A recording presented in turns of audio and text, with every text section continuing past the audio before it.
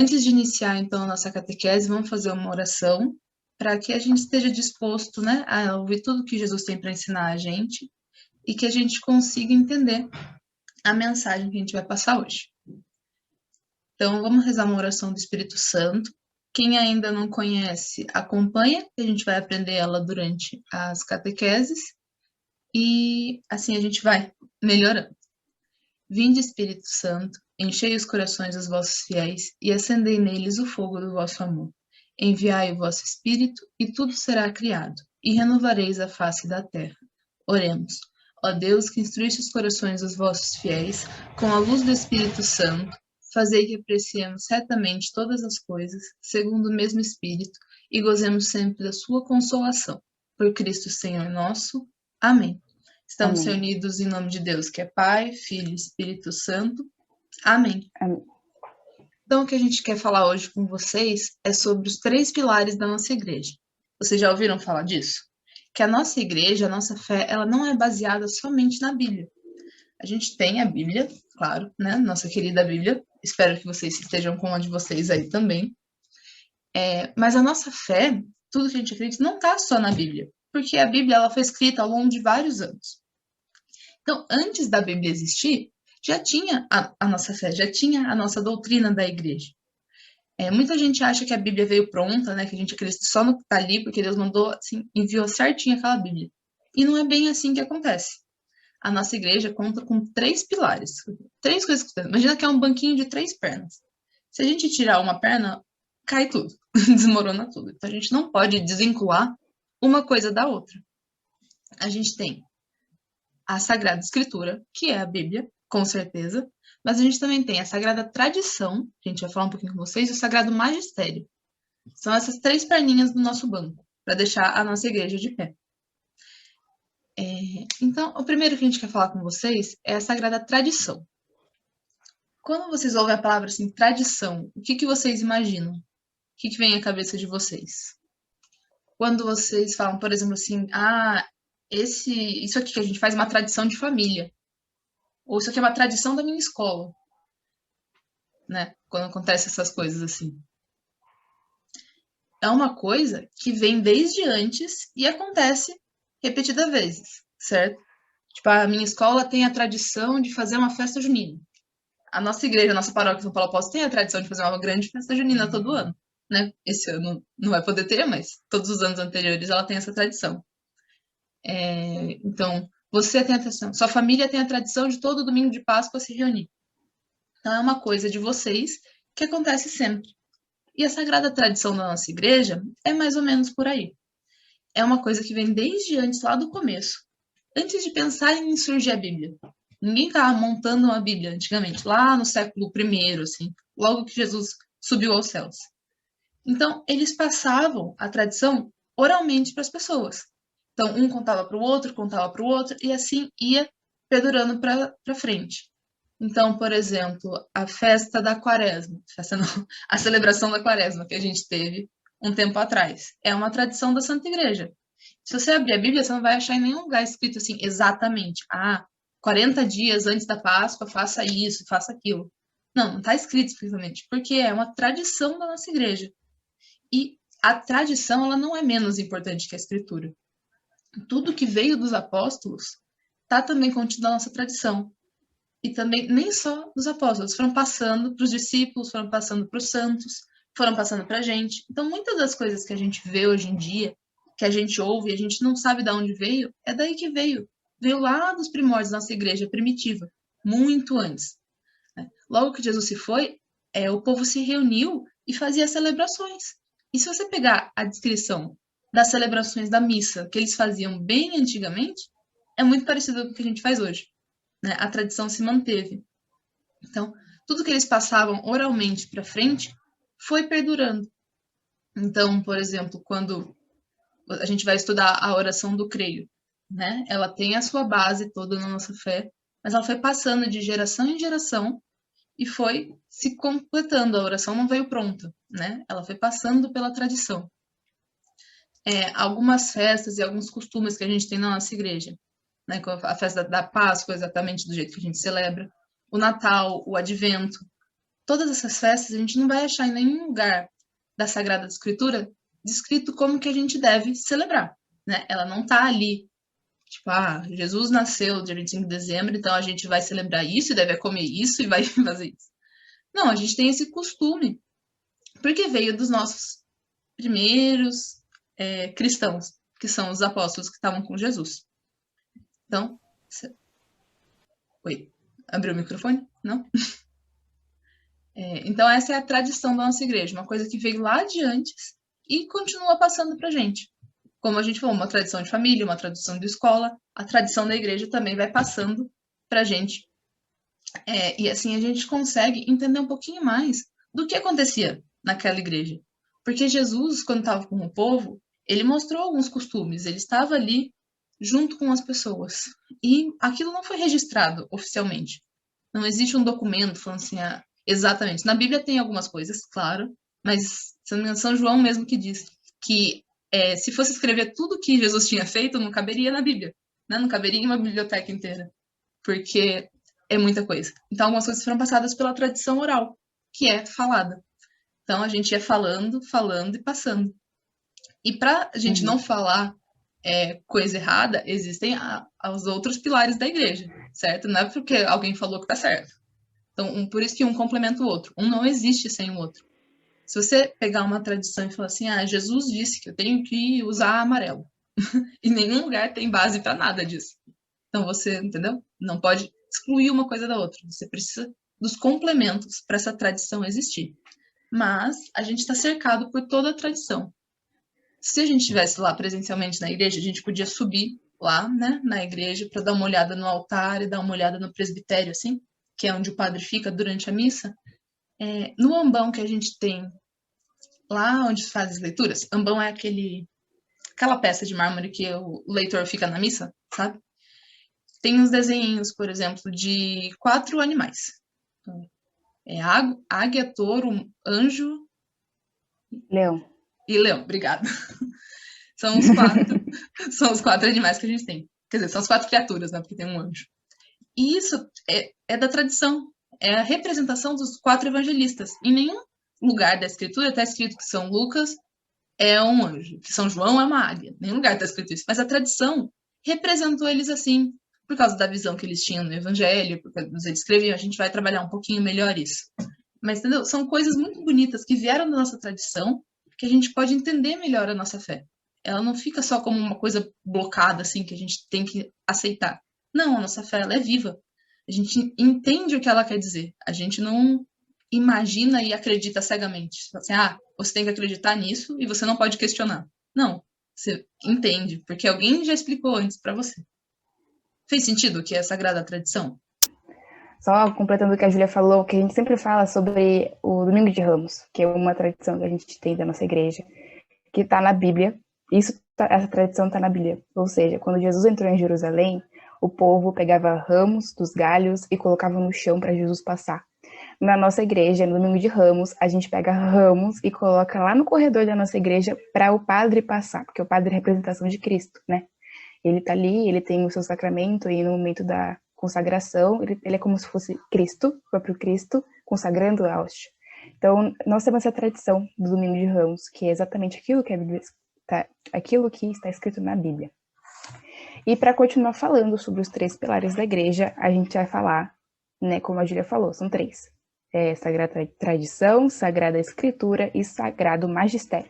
A gente vai falar da Sagrada Escritura, que é a Bíblia.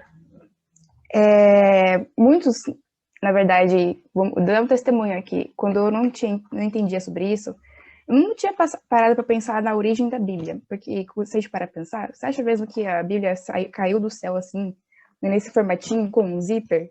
Não, não foi assim.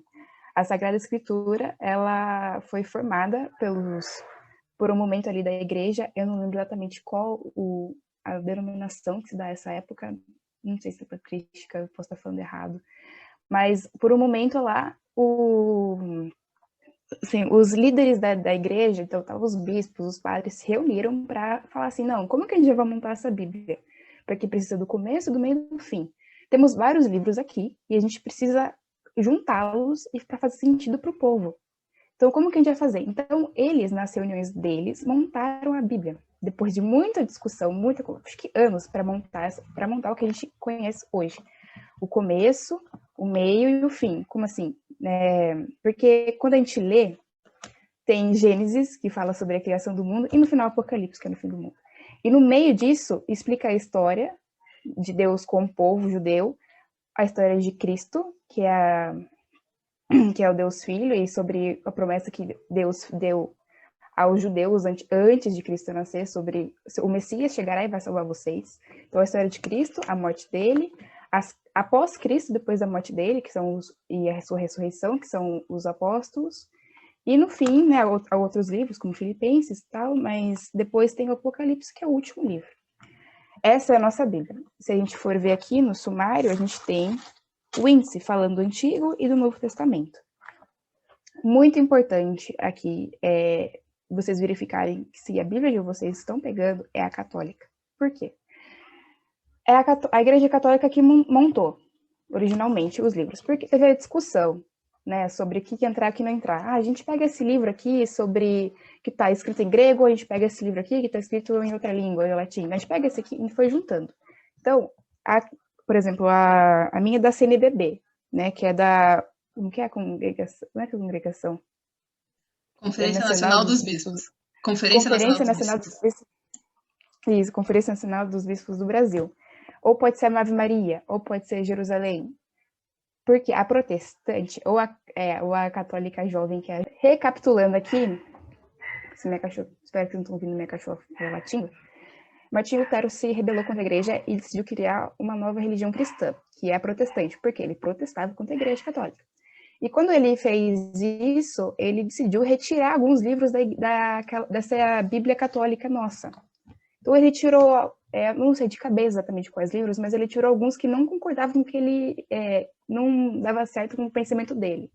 Então por isso tem que tomar cuidado com a Bíblia de vocês, certo? Algumas igrejas outras falam que parece que a Bíblia caiu do céu, mas não caiu do céu. A Igreja Católica montou e Martinho Lutero, ao se rebelar contra a Igreja Católica, tirou os livros da Bíblia para fazer sentido no que ele dizia sobre a doutrina protestante. Então esse é o Sagrada Escritura. E o último pilar da nossa igreja, depois de tradição e depois de escritura, é o magistério, Sagrado Magistério. O que é isso?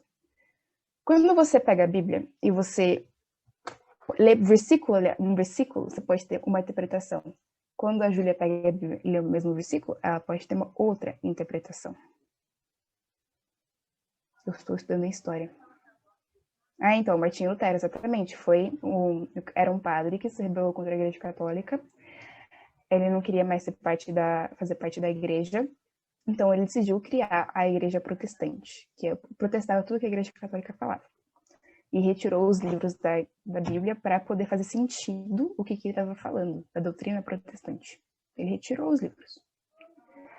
Então, aí falando do Sagrado Magistério. Não sei mexer nisso aqui. Bom, voltando a falar sobre isso. Quando eu pego um versículo e eu leio, eu tenho uma interpretação. Quando a Júlia pega um versículo e lê, ela tem uma outra interpretação. Então, qual que está certo? Se eu pego um versículo separado de todo o contexto histórico que rolou ali no momento em que Jesus estava evangelizando, se eu pego um versículo sem o contexto do resto da Bíblia, será que faz sentido? Será que a interpretação minha está certa? Ou devia ter todo o contexto histórico pensando quando eu vou dar uma interpretação daquele versículo? Ou devia conhecer toda a história da Bíblia antes de falar sobre aquela interpretação?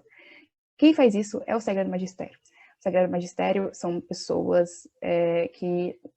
são as pessoas que formam a nossa doutrina.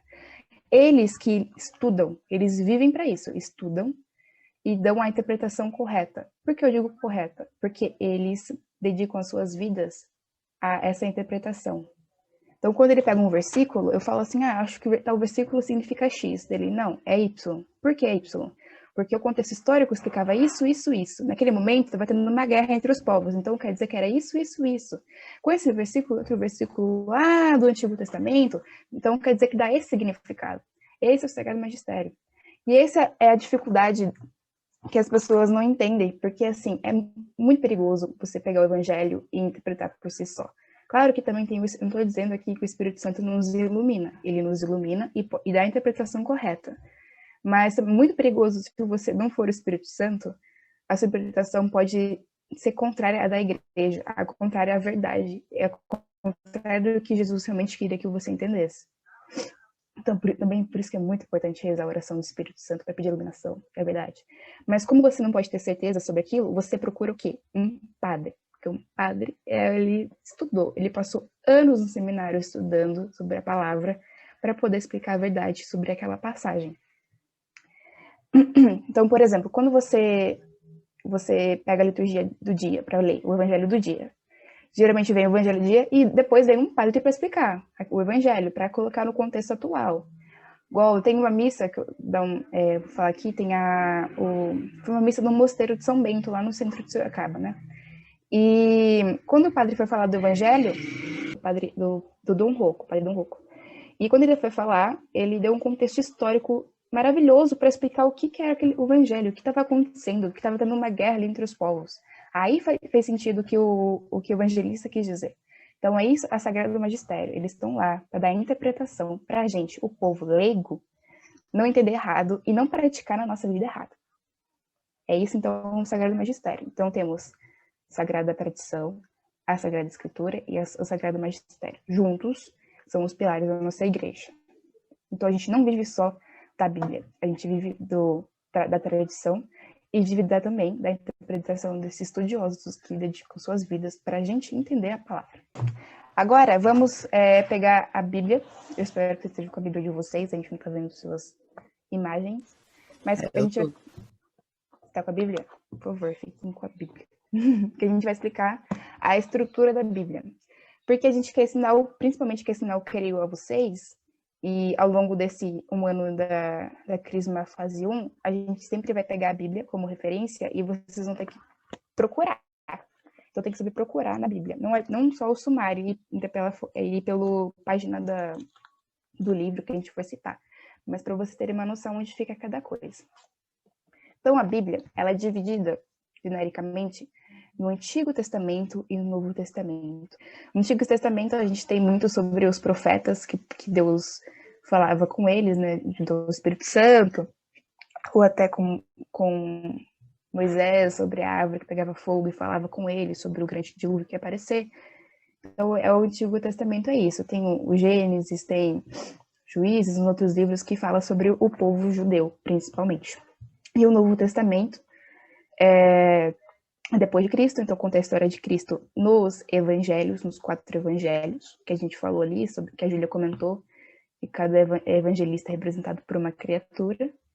E nós também temos no Novo Testamento as epístolas, que são as cartas, principalmente, um grande carinho a mim as cartas de São Paulo, que é um dos pilares da igreja.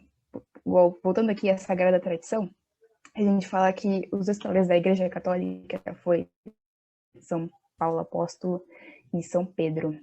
São Paulo Apóstolo, a história dele, ele era assim, ele era um romano que ele perseguia os cristãos e matava os cristãos.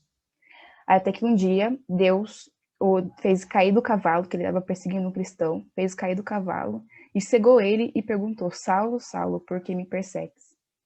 E foi ali que São Paulo Apóstolo, ele se converteu. Depois ele voltou da cegueira, né, que Deus permitiu que ele ficou cego por um tempo. E ele se tornou um super cristão fervoroso que decidiu evangelizar o resto. Então, São Paulo Apóstolo foi um grande evangelizador. Então, da onde que ele estava, ele evangelizou toda a região. Ele subia e descia ali a Europa, meio Ásia, que estava ali na região, o Oriente Médio. E ele é um dos pilares. Então, ele ia em comunidades, né? Ele ia, por exemplo, para Coríntios. Coríntios era uma comunidade, era uma região. Ele ia lá e evangelizava. Depois ele ia para uma outra comunidade, ia lá e evangelizava. Daí, Coríntios estava com algum problema e mandava carta para São Paulo Apóstolo falar, viu, está acontecendo isso. Daí, São Paulo Apóstolo respondia por carta. Então, façam isso, isso, isso. Não deixam de fazer isso. Cristo falou tal coisa, a gente tem que praticar isso. E é por isso que é cartas, porque São Paulo comunicava para suas comunidades, né, que ele evangelizou por cartas. Também tem as cartas de Pedro, E eu não lembro exatamente quais outras cartas tem. Mas tem. Então, o nome dele era Saulo, mas voltou-se para Paulo. Então, as pessoas, vamos dizer assim, os personagens mas eram pessoas, os santos que apareceram, eles tinham um nome, mas depois eram chamados por outro nome. Conforme a tradição vai mudando, né, Júlia? Saulo era em latim, o nome dele. Saulo tinha o nome dele na região dele, quando ele era hebreu, e daí ele tinha o nome dele romano. Então, quando ele mudou de lado, vamos dizer assim, ele parou de perseguir cristãos, ele alterou o nome dele, porque ele era uma nova pessoa. Como Pedro também mudou de nome quando Jesus conheceu ele, Jesus mudou o nome dele. Era uma das tradições da igreja antiga. Como acontece ainda muitas vezes em conventos ou seminários, quando as freiras entram, elas trocam de nome, para simbolizar que elas são novas pessoas. Então, é uma tradição da nossa igreja isso. Às vezes mudar de nome para representar essa nova vida que você está entrando. Legal, né? Então, Saulo se torna Paulo. Daí, como eu estava falando, sobre Pedro e Paulo, né, que são os dois pilares. Pedro, que foi que Jesus Cristo deu as chaves dos céus para ele, e Pedro, o primeiro papa da Igreja Católica. Que Jesus no Evangelho falou: Pedro, tu és pedra, e sobre essa pedra construirei minha igreja. Tudo que desligares na terra será desligado nos céus, e tudo que ligares na terra será ligado nos céus. Pedro foi o primeiro papa da nossa igreja. E o que significa? Tudo que o papa, por decreto oficial, tá, gente? Oficial, quando ele lá e assina, não é tudo que ele fala ali na homilia dele, não, ou ele fala ali numa conferência, podemos dizer assim. Quando ele fala e escreve, ele assina, é uma coisa oficial, tá? Tem que tomar cuidado com isso, porque hoje fica soltando notícia do Papa toda hora, e você tem que entender quando ele tá falando sério e quando ele tá comentando como Francisco, por assim dizer, né? Tem o Francisco e o Papa Francisco. Quando o Francisco ele tá fazendo, sei lá, uma entrevista, ele é sim o maior representante da nossa igreja, mas quando ele assina, é uma coisa oficial, a gente está falando aqui sobre uma coisa que será desligada no céu, desligada na terra, porque Jesus Cristo falou isso. Que se você pegar uma coisa fora, sim, do contexto, você vai achar que aquilo ali é a nota oficial da Igreja Católica. Não é isso. Quando o Papa Francisco ele decide que uma coisa vai mudar, por exemplo, ele alterou esses tempos atrás o Código de Direito Canônico da Igreja, porque antigamente mulheres não podiam entrar no altar. Mulheres era apenas para a assembleia, ou seja, para assistir. Então não podia ter mulheres como coroinhas, mulheres como ministras da Eucaristia ou leitoras. Só que conforme foi passando o tempo, as mulheres foram entrando da igreja, até por uma questão de que os homens deixaram de ter interesse e precisavam de ajuda. Então, isso estava escrito no nosso Código de Direito Canônico, mulheres não podem. Aí o Papa Francisco alterou isso, falando que as mulheres agora podem sim entrar no altar, participar do trabalho de altar, não como padres, não vai existir padres mulheres, isso não. O contrário de padre não é freira. Nós temos os freis, que são os homens religiosos, e as freiras, que são as mulheres religiosas. O padre é uma outra coisa que a gente vai ver quando a gente vê sobre sacramentos. É uma coisa acima. E não existe um equivalente para mulher na nossa igreja. Entendi. As freiras não recebem nenhum sacramento. É uma vocação ser freira. Mas não é sacramento, não é sacramental. Devia receber um sacramento para ser freira? Então, vocação e sacramento são coisas totalmente diferentes.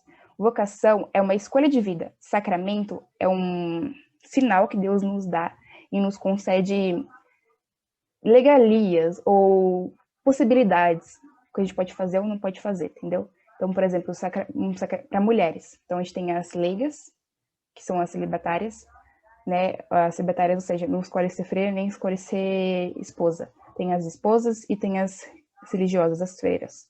São vários tipos de vocação, mas para sacramento só tem as esposas, que é o sacramento do matrimônio.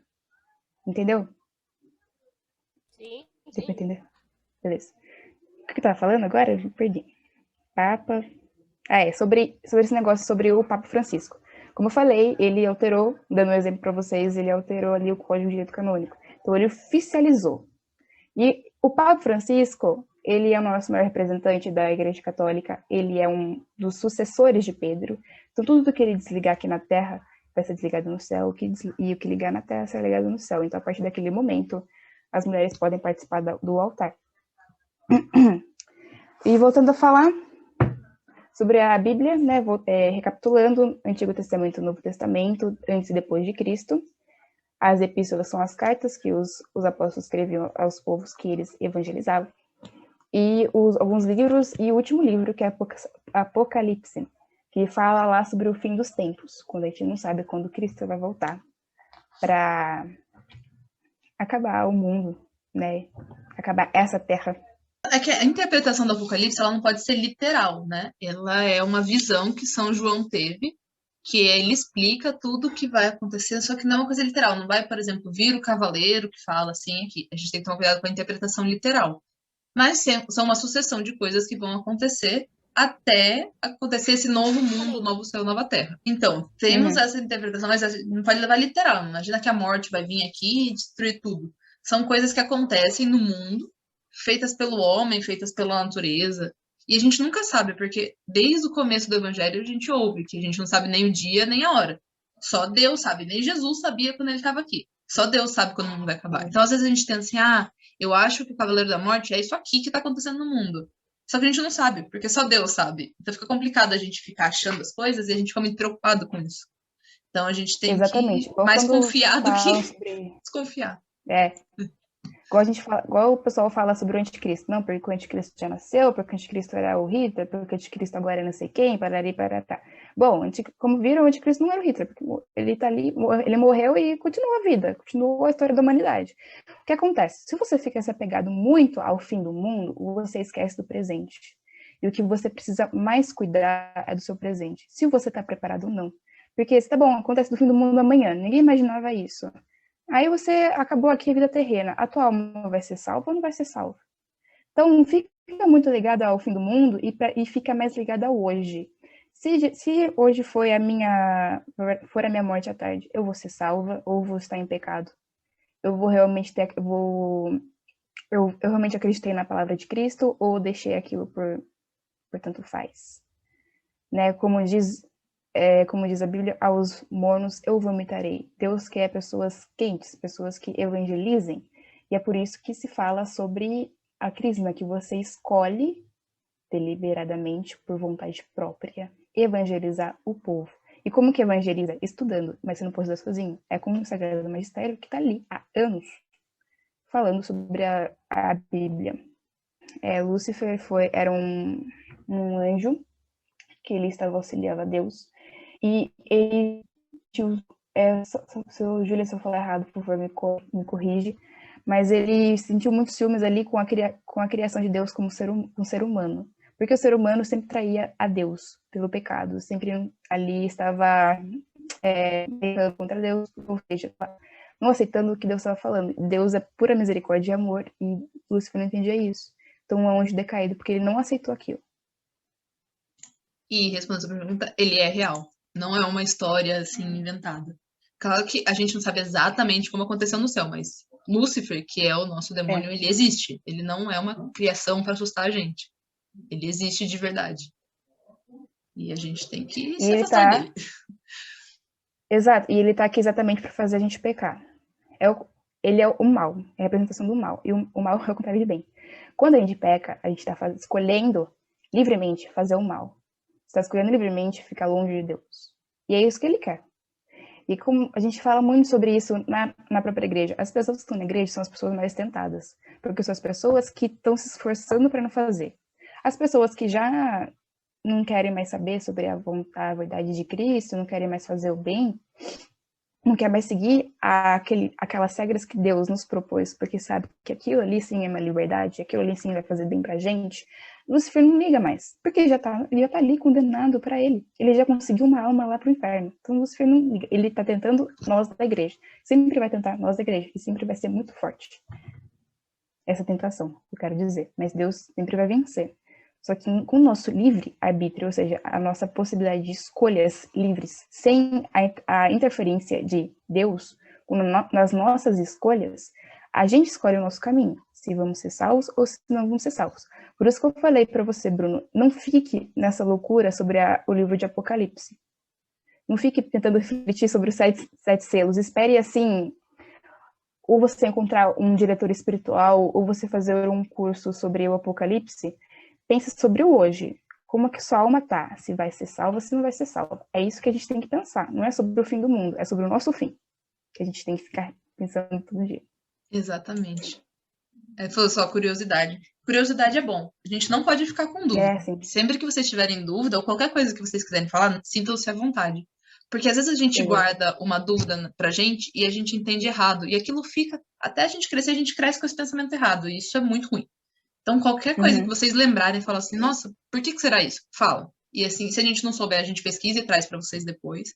Mas sempre falem, é importante. E por isso que o Sagrado Magistério está aí, porque a gente tem dúvidas sobre tudo que pode existir e o Sagrado Magistério tem a explicação. Por isso que a igreja tem explicação para muitas coisas. Tem os dogmas que são coisas que a gente pode não acreditar, mas depois a gente fala sobre isso. Mas sobre questões assim de origem do mundo, ou sobre o fim do mundo, ou sobre a história da igreja, eu aconselho você a estudar sobre a história da igreja dentro da igreja. Porque quem constrói a história sobre a igreja para a escola é o Ministério da Educação do Brasil. Não tem nada a ver com a igreja. Então, se você quer saber a verdade sobre a Igreja Católica, você compra um livro sobre a Igreja Católica, escrita por alguém católico, que estudou, viveu toda a vida para isso, e aí descobre a verdade. As escrituras sobre essa época de Martinho Lutero está lá na Bíblia, está lá na Biblioteca do Vaticano. Está lá escrito a verdade. Igual eu falei, a interpretação de que o povo, não fora dessa igreja católica, pode ter tido, pode ser colocado aí nas escolas de vocês. Então, toma muito cuidado. Eu, assim, ouço o que os seus professores estão falando, porque vai cair na prova, mas depois, sobre essa igreja de vocês, procurem saber por um padre, ou por uma pessoa que tem ciência, sabedoria sobre esse assunto específico. Igual, se você tem uma dúvida, Bruno, eu te dou um conselho aqui que vai ser ouro, porque eu queria ter tido esse conselho. Procure Padre Paulo Ricardo. Ele tem tudo sobre, ele escreve tudo. Ele tem um monte de vídeo sobre isso. Um monte de vídeo.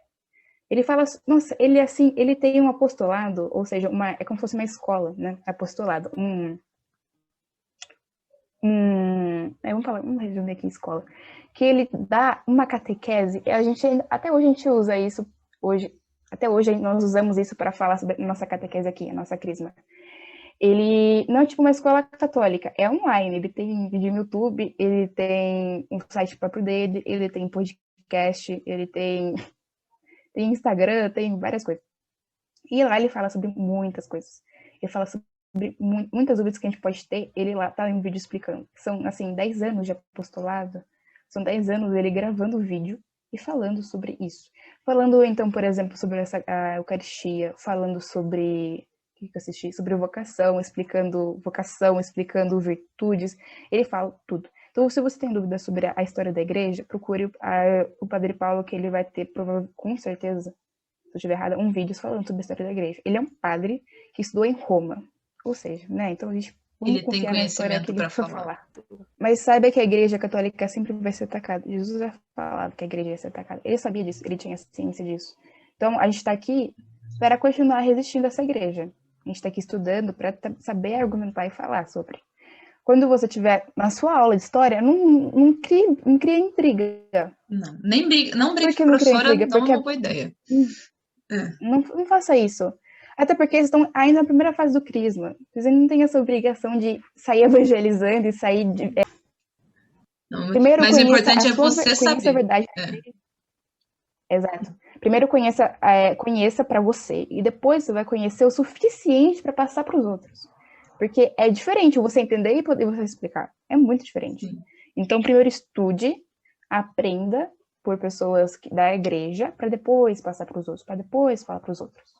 Sim, Entendeu? Quando vocês todos aí que estão, né, ouvindo, vocês estão tendo aula de história sempre, né? Todos estão na escola. Então, sempre que é professor de história, ou qualquer outro professor, porque não precisa ser na aula de história. Tem muito professor que ataca a igreja só porque sim. A gente sabe que isso é verdade. E você não bata de frente, porque ele é professor, você é aluno. Péssima ideia. Só que saiba dentro da sua cabeça que aquilo não é verdade. E você tem certeza, porque você está estudando aquilo e você tem a sua fé que aquilo não é verdade. Então você vai, faz a prova, escreve o que o professor quer que você escreva, aprenda a matéria mas não saia com aquilo como verdade na sua cabeça. E se tiver dúvida, procure um padre, procure uma catequista, procure alguém da igreja, porque como você mesmo falou antes, Bruno, quem sabe da nossa história é a gente, né? Porque tudo que vem de fora vem distorcido. Então é complicado. Exato. Quando você quer saber a história de algum povo, você vai atrás daquele povo para perguntar. Então é a mesma coisa. Então, nunca batam de frente com a professora de Completamente. vocês, aprendam a matéria que ela ensinar, mas não levem como verdade para a vida de vocês. Importante. Quando vocês ainda não receberem, depois que receberem o sacramento do crisma, aí vocês têm o dever de estudar e o dever de defender a igreja. Porque o crisma, a gente vai que abordar muitos assuntos, e muitos assuntos vão ser questionados afora, né, para os seus professores, para os seus colegas na faculdade. Então, depois disso, vocês têm os deveres de defender. Agora, vocês estão estudando, vocês estão no momento de estudar. Então, ó, Sim. quando a professora falar alguma coisa, você anota aquilo que ela falou e depois vai atrás de alguém e fala, a professora falou isso. Então, o que é verdade? Ela falou a verdade ou é o Ministério da Educação do Brasil que está falando que é verdade? Sim. Então, E a se gente algum tem que colega ver. vier perguntar para vocês também, algum, né, da mesma sala, assim, nossa, a professora falou isso, eu sei que você é católico, o que você acha? Aí você pode falar, se você entendeu, para o seu colega, explicar, falar assim, ó, eu aprendi na minha catequese isso aqui, para mim essa é a verdade. Então você pode comentar com ele, você não precisa bater de frente, se ele fala assim, não concordo, você fala, beleza, né? E depois você vai estudar mais sobre. Cada um escolhe seu caminho. E Exatamente. assim, uma coisa que Júlia e eu passamos, só porque a gente tem um pouquinho mais de idade de vocês, mas só um pouquinho, que a gente sabe, é que quando a gente vai falar alguma coisa sobre a igreja, alguém questiona uma coisa, aí você começa a explicar aquela coisa, mas quando você começa a explicar, você tem que pegar um contexto histórico e explicar tudo para falar o porquê que tem aquilo. Sim. A pessoa vai ficar questionando em cima. Por isso que chama, a Goethe falou sobre a igreja protestante, pegando aqui sobre Martinho Lutero. Protestante protesta. Ele não quer ouvir a verdade. Ele quer ficar questionando, até você cansar e falar. Isso é uma realidade que a gente já tem, a gente enfrenta. Hoje eu enfrento mesmo no trabalho. Assim, igual, quando eu tô aqui explicando uma coisa. Falo assim, não, porque a origem do mundo, tal. Nossa, mas é Adão e Eva. Pergunta em cima. Aí eu falo assim, não, tá bom, vou responder Adão e Eva. Tal. Ah, mas aí, então quer dizer que então não é vários povos? Não, tal. Ah, mas e aquilo? Não, tal. Ah, Nossa Senhora, concebida sem pecado. Como assim sem pecado? Tal. Mas assim, os pais dela não tinham pecado? Tal. Sabe? Então você nunca vai conseguir completar o argumento. Essa é a intuição. Então, a pessoa vai se sentir falando que, nossa, eu consegui derrotar. Mas na verdade é que você não consigo terminar um argumento, explicar uma coisa. A Igreja Católica aconselhava para os católicos. Ela, na época, ela tinha muito poder, porque naquela época o povo entendia que a religião era muito importante. Hoje eu não acho que a religião é importante. O Estado, ou seja, aquele povo que governa, aquelas pessoas escolhidas, deveriam falar sobre, então, a educação da escola, falar sobre as questões, por exemplo, aborto, eutanásia. Naquela época, a religião e o Estado eram iguais. Teve épocas que a religião era acima do Estado até. E hoje, na verdade, o Estado e a religião. A gente está no momento em que a religião ela está sendo deixada de lado porque as pessoas não querem mais saber de religião, não querem saber mais sobre a espiritualidade, não querem mais saber sobre alma, não querem mais saber sobre isso, querem saber sobre a vida se terrena. interessa mais. É por isso que dizem esse renascimento, acho, da igreja que você viu, é esse desprendimento vamos dizer assim, é que não são ordem as palavras, dos conselhos que a igreja nos deu. Ela sempre esteve acima da gente, porque, como a gente falou, ela estuda tudo. Então, era como se fosse uma mãe. A igreja é literalmente a nossa mãe, que aconselhava como a gente tinha que viver e falar assim, ó, vai por esse caminho aqui que é o melhor, né? Sempre. Só que quando a gente colocou outras coisas acima da igreja, ficou livre para você fazer o que quiser. Então você nunca foi obrigado a fazer isso, mas agora você é livre para escolher. Então se você quiser fazer uma coisa errada, você não vai ter mais ninguém te falando, porque quem manda são as leis do Estado. Então, por exemplo, Exato. quando você quer fazer como a gente falou, um aborto, que tem muita gente lutando para que isso seja permitido. A igreja sabe que isso é errado, a gente sabe que isso é errado. Tirar a vida de alguém é sempre errado. Mas como a igreja não tem mais poder na nossa sociedade, o mundo diz que aquilo é certo e as pessoas vão seguir aquilo, porque elas acham que é certo. Então, quando a gente tem esse desvinculamento da igreja com a sociedade, seja no poder, né, do Estado de mandar, seja nas escolas, seja em tudo que a gente vive, essa liberdade realmente acontece. Só que é uma liberdade que é mais escrava do que qualquer coisa. Quando a gente estudar sobre virtudes e pecados, vocês vão ver que essa liberdade que a gente tem, né, que prezam tanto para ser livre, eu posso fazer minhas escolhas, eu faço o que eu quiser, é a mais escrava que existe. Então, realmente, alcançamos uma liberdade da igreja, né? A gente não precisa mais seguir o que a igreja diz. Mas isso não é bom. Isso, na verdade, não é bom pra gente. Mas é verdade. Porque hoje em dia as pessoas estão separando muito a alma do corpo. Sim. Que não entendem que tem uma ligação. Não entende, e também não entendem que depois daqui não tem alguma coisa. Depois da terra tem alguma coisa. Não acredito no céu. Como não acredito no céu, fica difícil assim entender sobre o que a igreja fala. Porque a igreja só quer salvar almas. É isso é salvar almas, é isso que quer. Entendeu? Por isso que ela falava. E também sobre a época do Renascimento, tinha antes sobre quando a igreja, ou seja, Deus era o centro de tudo. Então as pessoas, tudo que elas se dedicavam a Deus. Não pode generalizar, porque na época de Cristo, quando a gente fala que a Bíblia fala sobre povos pagãos, ou seja, povos que tinham outros deuses, além do povo do Deus dos judeus, que é o Deus Javé, né, que eles falavam, Javé, que eles denominavam Deus. Antes de Cristo, falavam Deus Javé. Então, os povos que acreditavam em outros deuses ali eram os pagãos. Então, existia também naquela época as pessoas que não acreditavam no nosso Deus, que é o mesmo Deus dos judeus. Então, sempre vai ter. Mas naquela época, sempre, independente de ser um outro Deus, era o teocentrismo, ou seja, Deus no meio. O mundo voltava a ser Deus, porque a religião era muito forte, que as pessoas entendiam que precisava. Naquela época, entendia que se precisava. Até os gregos, que tinham a mitologia, entendia que tinha um Deus ali. Apesar dos gregos, o Deus deles era um Deus que pecava, que era meio humano, tinha um Deus. Depois teve a época do antropocentrismo, ou seja, o homem é o centro de tudo. Então tudo é voltado para o homem, a minha vontade, o meu querer, o que é bem para mim, o que não é bom para mim. Então o homem é o centro de tudo. Então a gente tem que pensar sobre o teocentrismo e o antropocentrismo, porque teve uma época que tudo é voltado a Deus, porque o povo entendia que a religião era importante, e hoje antropocentrismo, o povo não entende que religião é importante. Então eles deixam por si só e deixam achando que aqui é a minha vontade, minha vida, sem vida de sacrifícios. Uma coisa que a gente depois vai falar mais pra frente. Por isso que a gente tem que ser diferente. Na nossa vida, Deus tem que ser o centro. Seja na nossa escola, no nosso trabalho, no nosso andar na rua, né? Sempre Deus é mais importante que a gente. Nós temos uma época que é bem difícil ser católico cristão. E é por isso que a gente tem que sempre estar aqui estudando e aprendendo. Com certeza.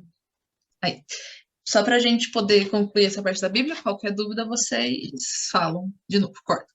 Quando a gente abre a Bíblia, deixa eu abrir um lugar qualquer aqui. Aí. Certo? Uma página qualquer da Bíblia. Tem números que são maiores, tá vendo? Aqui, aqui. Números grandes na Bíblia. E também, é que a câmera não vai mostrar, mas se eu colocar bem de pertinho. Aí, aqui. O número grande é o capítulo da Bíblia, certo? E o número pequeno é o versículo. Então, como a Babi falou, a gente tem a Bíblia dividida em vários livros, né? A Bíblia, ela é uma biblioteca, ela tem vários livros dentro dela. E dentro desses livros, para ficar mais fácil, a gente dividiu, a gente como igreja, né? Foram divididos em vários pedacinhos para que a gente possa achar, porque imagina um textão inteiro corrido, assim, uma redação, que você precisa achar um pedacinho, né? Aí as pessoas dividiram em capítulos, que são blocos de texto, e versículos, que são frases, ou uma, duas, três frases, geralmente, no máximo. Então, assim, a gente consegue localizar alguma coisa. A gente pode falar, eu quero ler capítulo 1 de João. Aí você abre lá. Vou abrir no Evangelho de João, vou ler o capítulo 1, versículo 40. Aí você consegue achar para poder falar. Então, você consegue falar para as pessoas como que a gente faz para entender aquilo. Ou você quer achar. Procurar, né? Para procurar, exatamente. Você fala assim, hoje a gente vai estudar o Evangelho de Lucas. Você vai ter todo o Evangelho de Lucas. Elas falam, mas o que a gente vai estudar do Evangelho de Lucas? Aí você abre no capítulo 1, no versículo 50. Aí você consegue ler o versículo que a gente vai estudar. Então fica muito mais fácil de achar. A gente tem que tomar cuidado só facinho, né? Então a gente vai lá, acha a Bíblia. A gente viu mais ou menos o que é dividido, o Novo Testamento, o Antigo Testamento. Aí dentro a gente tem os números para achar. A gente só não pode pegar um versículo, por exemplo, assim, vou pegar o versículo 2 do capítulo 3 de Lucas. E vou falar que aquilo é uma verdade, sem ler o que está em cima, sem ler o que está embaixo. Isso é muito perigoso. Pegar versículo solto da Bíblia e falar que aquilo é verdade. Então a gente precisa de um contexto. A gente pode estudar versículos separados, mas pode falar que aquilo é verdade, porque está faltando uma frase em cima e uma frase embaixo. Tem um contexto ali. Então a gente tem que tomar cuidado com isso. Mas que bom que vocês já viram isso, então quando a gente pedir para vocês lerem, vai ser mais tranquilo. E também vocês já sabem quando a gente coloca, por exemplo, assim, eu tenho as abreviações LC, que é de Lucas, certo? Fala lá, LC de Lucas, aí eu coloco 6,3-4. Então, você sabe, o número que está antes da vírgula é sempre o capítulo, e o número que está depois da vírgula é sempre o versículo. Então, se ele tem um tracinho, é do versículo tal até o versículo tal. Por exemplo, tem o versículo 3-7. Então, vou ler o 3, 4, 5, 6, 7. Certo? Agora, se eu colocar um ponto ali no meio, por exemplo, versículo 3,5. Então, eu vou ler o versículo 3 e o versículo 5. Não é até. Não, essa diferença que a gente tem que ter na hora de ler também. Então, se eu coloco lá, por exemplo, deixa eu digitar aqui no site. O exemplo que eu estava dando. LC 6,3-7. Ou LC 6,3.7. Certo? A diferença desses dois na hora de escrever. Se a gente mandar isso para vocês, vocês vão saber o que ler. Certo? Se tiver um tracinho, é um até. E se tiver um ponto, é um e. Lembrem dessa diferença na hora de falar. E outra coisinha que a gente usa também bastante é, por exemplo... obrigado, Babi. Se eu coloco, por exemplo, assim, 3-5B. Já viram alguma coisa assim? A, B, C, uma letrinha depois do versículo? É mais difícil a gente usar, mas a gente usa também. Quando o versículo tem 3 ou 4 frases, assim, a gente pode ler só um pedacinho dele. Então, se eu coloco assim, versículo 5A, é só a primeira frase. Versículo 5B, a segunda frase. Entendeu? Então, esse também é legal da gente pegar quando a gente vê algum lugar escrito. Porque a gente, assim, na catequese, a gente lê conteúdos maiores. Mas, às vezes, você está lendo um texto que um padre falou, ou o Papa, e tem uma citação que tem uma letra. Aí você fala, né? Por que tem uma letra no versículo? E é por isso. Até que frase você vai ler. Então, acho que essas são as principais características quando a gente escreve o capítulo e versículo que a gente tem que ler. Ficou claro para vocês? Sim. Acho que a gente conseguiu passar bem para vocês hoje os 3 pilares da igreja, né? Um pouquinho de como a Bíblia é constituída e como a gente consegue achar a leitura que a gente quer fazer. Bom, então vamos terminar nossa reunião, porque a gente começou às 10h10 e são 11h07. Então, vai, Júlia, pode chamar aí. Finalizar. Então, certo? Mais nenhuma dúvida? Podemos finalizar a nossa reunião de hoje, então? Para a gente finalizar, então, vamos rezar uma oração do Pai Nosso, né?